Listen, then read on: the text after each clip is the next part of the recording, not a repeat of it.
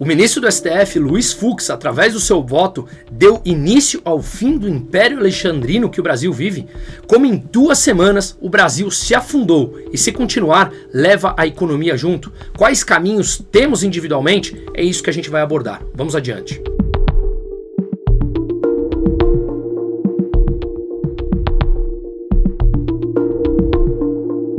Antes de tudo, eu sou Bruno Musa, economista e sócio da Aquavera Investimentos. Comento e faço parte da equipe do 3 em 1 na Jovem Pan diariamente das 4 às 6 da tarde, comentando a respeito de processos políticos e como isso tudo interfere na economia e como podemos nos blindar a respeito da sua blindagem patrimonial. Pois bem, se esse vídeo te ajuda a refletir, que é o objetivo aqui, independente de concordar ou não, dê um joinha, se inscreva no canal, compartilhe esse vídeo, que isso ajuda o YouTube a distribuir o conteúdo e mais pessoas pensarem. Afinal de contas, sem reflexão, concordando ou não, o Brasil seguirá em direção ao atoleiro, achando que haverá um salvador da pátria. Pois bem, vamos aos fatos direto, recompilando o que aconteceu nos últimos dias. Lembrando que esse vídeo não é uma análise política em si, mas como isso afeta a economia e como você pode individualmente buscar caminhos, que é a única solução. Então fica até o fim e vamos abordar esse ponto. Começo pelo filósofo alemão Arthur Schopenhauer, nascido em 1788 e falecido em 1860, em que ele falava o seguinte: dê ao homem pão e circo. Pão porque a gente precisa para sobreviver e circo para entreter as pessoas e esquecer de tudo que passa à sua volta. Então vamos ao circo chamado Brasil. Ontem à noite, o ministro do STF, Luiz Fux, fez um voto que foi contra os outros 4 votos já dados a respeito das imposições e restrições colocadas ao ex-presidente Jair Bolsonaro. Foi contra o uso de tornozeleira, contra ele não poder falar com seus familiares e seus filhos e contra ele não poder usar redes sociais. Se perguntar para grande parte dos juristas, aquele que olham a Constituição tecnicamente, há um claro excesso em todas essas medidas. Não há previsão constitucional para isso. O que deixa claro que todos nós já sabemos que há um processo político em curso com uma decisão já tomada e não levada em consideração a parte técnica. Recomendo que vocês leiam o tweet, o X, do Mafinha, perfil @mafinhabarba, onde ele detalha o voto de 5 páginas do Fux, mostrando como ele foi amplamente técnico e abrindo um precedente, a não unanimidade dentro do STF. Juridicamente, o voto dele não mudará nada, porque Bolsonaro perdeu por 4-1 e as restrições serão mantidas dentro desse processo político. Mas abriu uma racha, mostrando que não há unanimidade e que deve sempre ter espaço para um voto técnico. Portanto, vale a pena ler esse fio escrito pelo Mafinha. Mas lembremos outro ponto importante. O Alexandre de Moraes, há poucos dias, simplesmente deixou o Congresso à margem. Vale lembrar que o Congresso é aquele que foi eleito pelo povo. Há várias disfunções políticas no processo brasileiro, tais como não necessariamente aquele que você votou ou teve mais voto foi eleito. Muitos eleitos são puxados pelo coeficiente eleitoral e, uma vez lá, eles podem fazer ou revogar leis. Portanto, aqueles que acreditam que a sua voz vale alguma coisa lá em Brasília, repense um pouquinho, conheça um pouco mais o processo político brasileiro. Não é de hoje que a democracia brasileira simplesmente não existe. Mas Alexandre de Moraes, através de um voto monocrático, vetou o que o Congresso tinha feito. O Congresso tinha proibido o aumento do IOF, que Lula tinha feito por decreto para aumentar a sua arrecadação, uma vez que ele não corta gastos. O Congresso vetou o aumento, Alexandre de Moraes disse que a decisão do Congresso não vale de nada. Ora, o voto de 383 parlamentares eleitos pelo voto não vale nada, mas a decisão monocrática de um juiz é essa que vale no Brasil. Mas vale lembrar também que o Congresso é fisiológico. Também tem muitos dos seus problemas. Hugo Mota, presidente da Câmara, quando ele vem a público que merece ser aplaudido de pé, dizendo que o governo precisa cortar gastos porque estamos na iminência de uma crise fiscal, o que é amplamente verdadeiro, ao mesmo tempo ele apoia o aumento de 513 deputados para 531, além de todos os cargos comissionados que isso cria. O Brasil já tem não apenas o legislativo, mas o judiciário mais caro do mundo e somos ineficientes. Será que a solução é colocar mais gastos ou isso é mais cabide? Pense Fica claro na resolução do Brasil. Mas em meio a isso, a coisa piora. Hoje, dia 22 de julho, Hugo Mota, novamente o presidente da Câmara, vem a público e diz que durante o recesso, que eles estão em recesso, eles não podem fazer sessões. Ora, como não, senhor Hugo Mota? Onde há previsão constitucional para isso? O Congresso está fechado e agora pelo seu presidente. Mas vale lembrar que eles deveriam ser funcionários do povo. No Brasil, inverteu a lógica. Nós nos tornamos servos dos políticos que vivem do nosso dinheiro e nós sequer podemos questionar. Eles vivem do que retiram de maneira forçada de todos nós, pagadores de impostos. Mas ouse questionar as férias deles. A minha filha maior de 4 anos me perguntou esses dias por que eu não entro em férias em julho, uma vez que ela está em férias das escolas. Tive que explicar isso. Quem sabe, os políticos também precisam de explicação, que no mundo real, no mundo profissional, no mundo produtivo, não se tira férias junto com as escolas simplesmente porque sim. Mas quando eles não dependem de sua produtividade para viver, mas sim da produtividade de terceiros, tomada de maneira forçada, fica fácil tirar recessos quando quiser, ou trabalhar de terça a quinta-feira. É simples assim, né? Então agora temos literalmente um Congresso fechado. Parabéns, Brasil! Mais um ponto de sucesso na sua atual democracia. Vale lembrar que há poucos dias, Trump, antes da cúpula dos BRICS realizada aqui no Rio de Janeiro, veio a público e disse que aqueles países, e nomeou textualmente os BRICS, que aqueles países que optassem por bater de frente contra a hegemonia do dólar, sofreria com tarifas de pelo menos 50% ou até mesmo de 100%. Pois bem, nessa cúpula dos BRICS, Putin não veio, que é procurado pela Interpol e é aliado de Lula. Xi Jinping, o presidente chinês, que Lula também se alinha, não veio, optou por não vir. Talvez por saber que Lula bateria de frente com Trump e não é isso que Xi quer. Xi negocia individualmente, enquanto o bobo da corte continua com sua verborragia, falando sem estratégia nenhuma e penalizando a todos nós aqui no Brasil. Nessa cúpula esvaziada, pelo que eu mencionei, Lula bateu de frente contra o dólar, dizendo que o mundo precisa desdolarizar. Ok, a China vem fazendo isso, comprando mais ouro para sua reserva internacional. O que o Brasil tem feito? Qual é o plano do Brasil? O senhor sabe, senhor Lula? O senhor sabe apresentar um plano factível sem que as empresas aqui sofram? Claro que não. O seu interesse sempre foi o controle através da revolução. Durante muito tempo, cortaram sua barba, colocaram uma roupa elegante. Mas agora, tarde demais talvez, muitos estejam percebendo o seu objetivo final, que é o controle pelo controle. Mas a informação descentralizada talvez jogue a nosso favor, a favor da liberdade. Portanto, sigamos aqui na luta. Lula, portanto, escalou a briga, comprou briga com Trump para defender a China, que sequer veio ao encontro dos BRICS. Os BRICS nada mais são do que um interesse chinês ao restante do mundo. Quem é o líder dos BRICS? O Brasil? O Brasil é fraco militarmente, é fraco economicamente e depende de terceiros. O Brasil não tem poder para liderar um grupo como esse. Portanto, ele precisa se alinhar a alguns, mas não precisaria se fosse inteligente diplomaticamente. Não seria um acordo binário. Poderia manter as relações abertas e diplomáticas com todos os países. A China é o nosso principal parceiro comercial, os Estados Unidos o segundo. Não é uma escolha binária. Mas não para um revolucionário comunista, como Lula sempre se autoproclamou. E aí, obviamente, se alinha a China, aos interesses chineses aqui na região, e claramente isso é uma afronta, uma ameaça a Donald Trump. Aqueles que acham que Trump está fazendo isso por Bolsonaro, tem um livro que eu recomendo de Hayek, que chama A Fatal Arrogância. Vocês acham que Trump realmente faria isso apenas por ajudar Bolsonaro?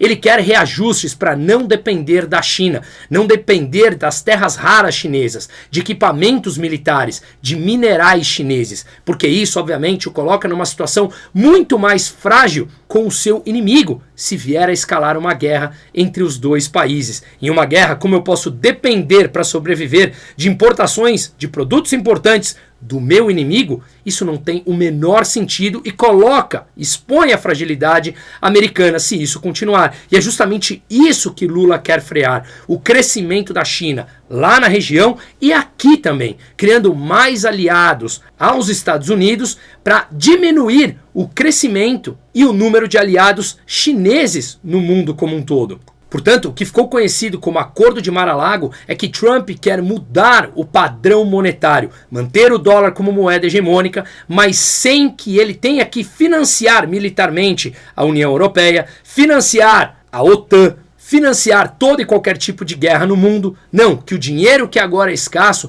seja usado dentro dos Estados Unidos. Claro que eu tenho várias críticas até o momento com relação aos gastos americanos. Trump aumentou os gastos públicos, aumentando o déficit fiscal. E isso precisa ser endereçado em algum momento. Filosoficamente, eu também sou contra a existência de tarifas. Mas é claro que isso é um remédio, que não necessariamente eu concordo, ao diagnóstico que Trump faz da urgente necessidade de diminuição dos déficits comerciais e déficit em conta corrente dos Estados Unidos para diminuir a sua dependência externa, como eu acabei de mencionar, principalmente com a China. Portanto, nesse cenário, Trump colocou tarifas com o Brasil e agora começa com as sanções individuais, individualizando a conduta, onde eu acho que o resultado é muito mais efetivo. As tarifas penalizam a todos, inclusive aos americanos, mas a individualização da conduta daqueles que censuraram cidadãos americanos e empresas americanas aqui no Brasil. E isso é uma afronta à emenda número 1 dos Estados Unidos, a liberdade de expressão, que é extremamente respeitada por eles. Portanto, agora todos nós pagamos as consequências por um grupo de burocratas. Vale a pena dizer que o Brasil paga, mas o Brasil é abstrato. Quem é o Brasil? São indivíduos com CPF e com nome que optaram por esse caminho fatídico. Portanto, a culpa não é do Trump, a culpa é da verborragia do Lula, que resolveu afrontar o país mais importante do mundo sem nenhuma estratégia. E para piorar, Lula ontem, segunda-feira, esteve no Chile com Gabriel Boric, presidente chileno de extrema esquerda com a popularidade nas mínimas, Gustavo Petro, com a popularidade nas mínimas, também de extrema esquerda e que recuou há meses atrás, depois de 15 minutos em tentar bater de frente com os Estados Unidos, literalmente 15 minutos, e Pedro Sánchez, que é o primeiro-ministro espanhol, em que o número 1 e o número 2 do seu partido, o Partido Socialista Obreiro Espanhol, já estão condenados, um deles, inclusive, na cadeia, e a sua mulher com sérias denúncias também de corrupção, ou seja, um grupinho de pouco ou nenhum respeito. Lá no Chile, Lula soltou mais de suas palavras, abre aspas, eleição há 4 ou 5 anos não é mais suficiente. Oi? E para continuar, ele fala, é necessário criar uma governança digital global. Vamos traduzir, censura, controle narrativo e perseguição coordenada a quem pensa diferente. O controle da narrativa. E ele continuou, abre aspas, eleição não basta, e defendeu controlar os meios de comunicação digitais através dessa governança digital global. Ou seja, não poderá pensar mais livremente. Eu realmente acredito na tecnologia e na descentralização dela, que é igual represar a água do rio. Você retarda o processo para a água do rio, mas ela acha um meio de saída. Portanto, vamos seguir nessa luta. É claro que isso que o Lula está propondo é extremamente perigoso para a liberdade. Transforma a sua liberdade de expressão em concessão estatal. E você confia em políticos? E quem discordar vai ser apagado do meio digital. Isso nem George Orwell, em 1984, previu um autoritarismo tão bizarro. Tudo isso faz com que o Brasil viva uma instabilidade jurídica que leva a economia a piorar. Juros mais altos, curva de juros futuro mais alto, que a gente amplamente debate com os membros da comunidade Liberdade Sem Fronteira através do WhatsApp. Isso encarece o crédito das empresas, encarece o crédito do próprio governo, a tomada de dinheiro que o governo precisa captar para fechar as suas contas, porque ele gasta mais do que arrecada, torna muito mais caro. Os juros precisam permanecer mais altos e tudo isso enfraquece a economia.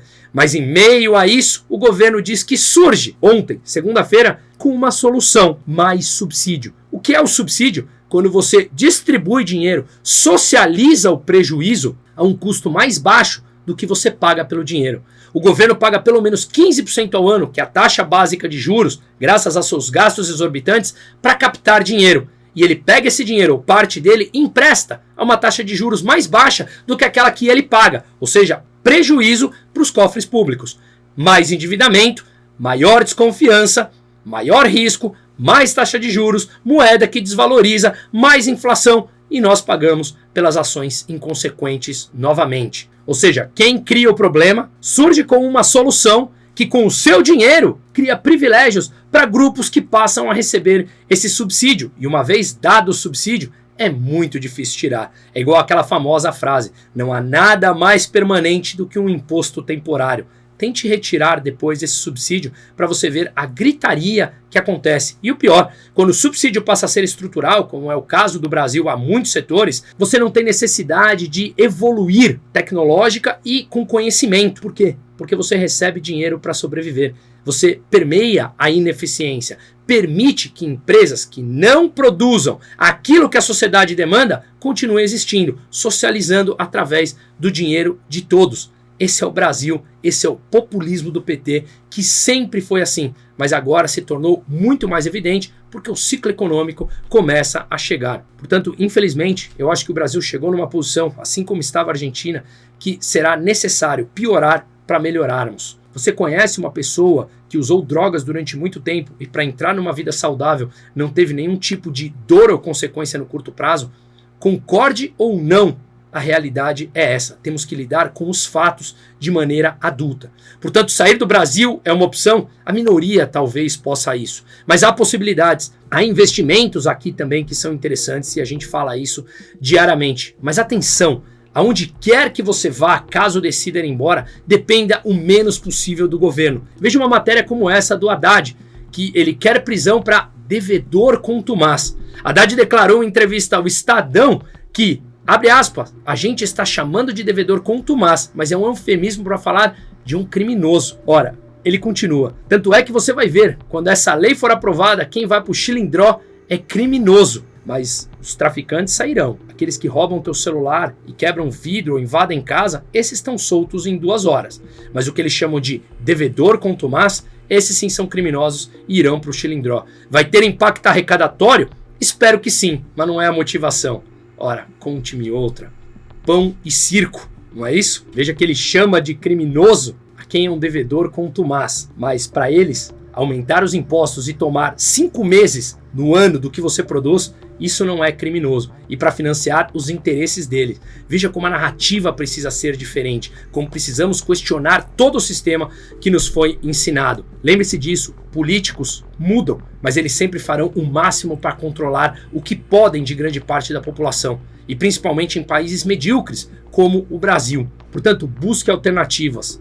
Dólar, moedas de outras jurisdições, investimentos diversificados, Bitcoin, estruturas de empresas offshore, tudo isso nós fazemos aqui na Aquavera Investimentos. Eu deixo o link aqui embaixo, brunomusa.com.br/investimento. Vai ser um prazer falarmos sobre isso. Lembre-se, não há nem haverá salvador da pátria.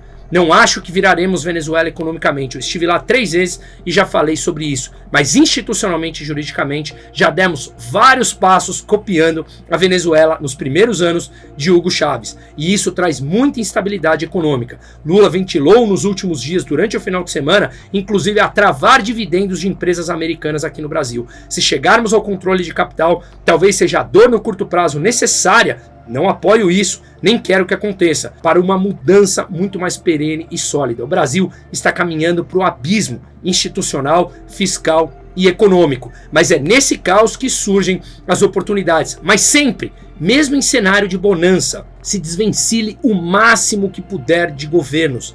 Crie a sua própria estrutura e tudo isso é possível através de estruturas financeiras importantes.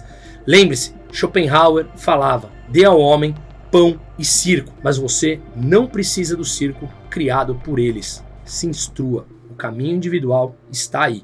Me coloco à inteira disposição. Seguimos.